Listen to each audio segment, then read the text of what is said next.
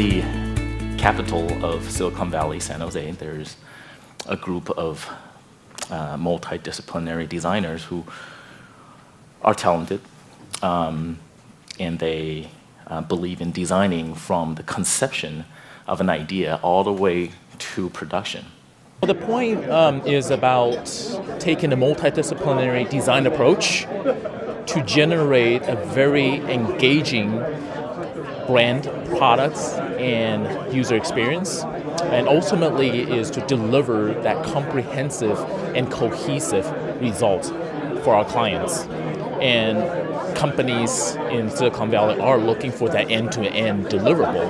And if designers can stay within that course and deliver that thorough results, then it will help the companies to succeed.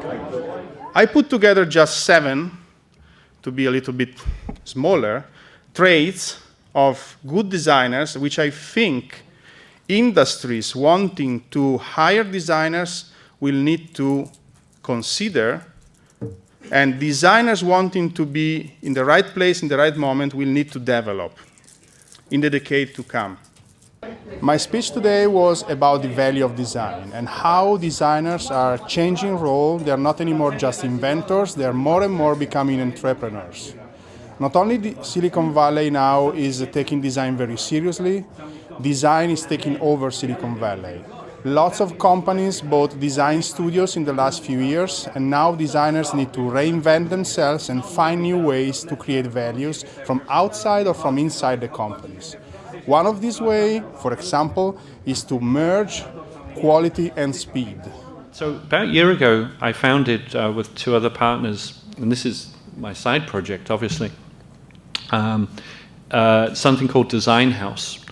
It's a non-profit organization, and we put on some events, and we've tried some different things, basically embracing a lot of their strategies and ideas about revitalizing local manufacture. My presentation today was essentially a call to action to industrial designers, really to wake them up into what's going on at the moment. There's a lot of unmet needs in terms of local design. There's definitely a need for it out there in the market. There's a need to support local manufacturers, and there's a need for us designers to understand how we can do that. And so I was basically putting together the pieces of some of these underlying currents of the maker movement and Etsy and 3D printing and everything that's going on with entrepreneurship, and the role the industrial designer has to play with it to take things forward, and that we can also help revitalize local manufacture by taking advantage of these upcoming trends. Trying to work out where performance came from in an increasingly complex era was really difficult. And so we moved to this data-driven design process. And 182 Grand Prix wins later, 20 World Championships, we have a philosophy where data absolutely underpins everything we do in our world.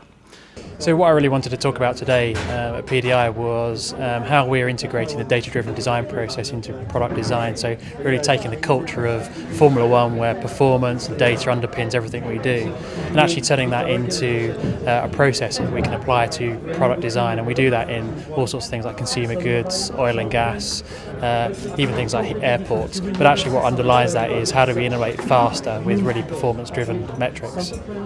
So the main themes I was talking about was really how a product design company like Smart Design, where I work, has had to evolve and shift over its 35-year history to really move from not only doing product design but really thinking about the overall holistic design experience of how products now are not just standalone products, they're digital products and they're part of a much larger ecosystem.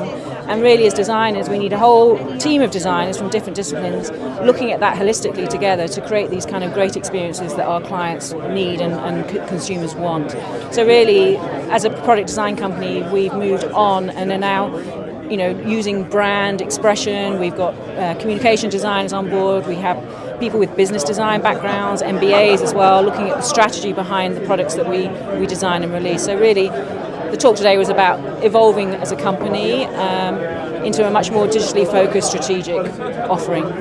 as you start to look at the numbers, as you start to look at the demographics, you see that more and more workforces are becoming distributed. So that level of collaboration needs to be a first-class service within your product, not necessarily something that you tack on the end. Today I was presenting at PD+I about the design automation, or the automation of design work via software. I was really trying to get a sense of how we go about creating new software for the next generation of designers. What are some of the things that are pertinent to them? What are some of the things that they care about greatly? There are a lot of different trends that are happening in design. We try to analyze as many as we can in order to find the best and most resonant features for the next level of software creation. And as one of the main sponsors here, the Foundry are really looking to move into the design realm in a very significant way. And one of the key insights that we want to get out of this conference is really what are the most important things for designers on a day-to-day basis? What are some of the things that are their main pain points? And really see if there's any logical software solutions that can help with that and make their functions a little bit more amenable on a day-to-day basis. So I've just delivered a presentation which looked at how design is a force for good. How design can change the negative impacts that we have on the world and on each other.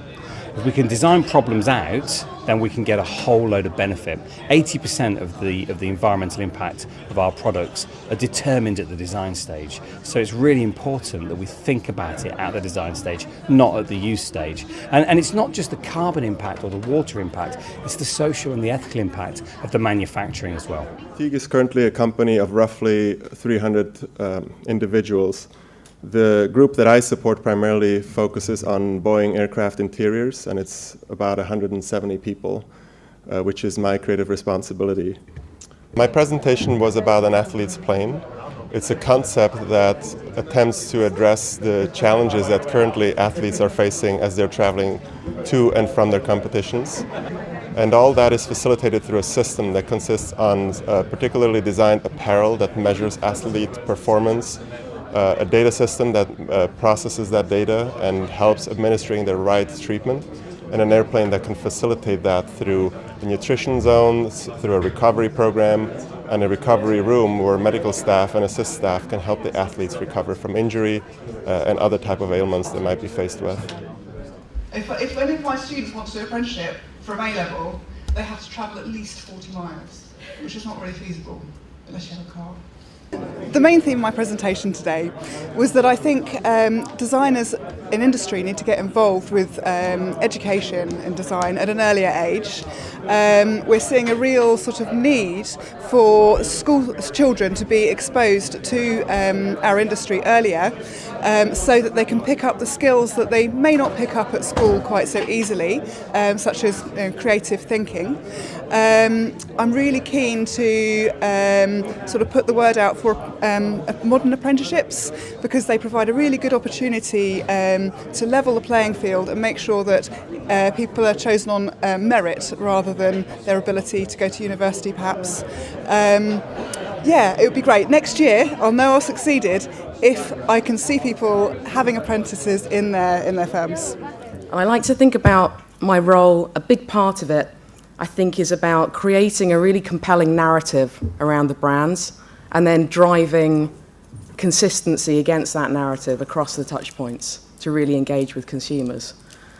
Today I was talking about storytelling in design and what a powerful tool that is to connect emotionally with consumers, and that's a big thing because new research shows that over 95% of our decision making is based on subconscious rather than conscious thought. So more emotional, less rational, I think was the big theme.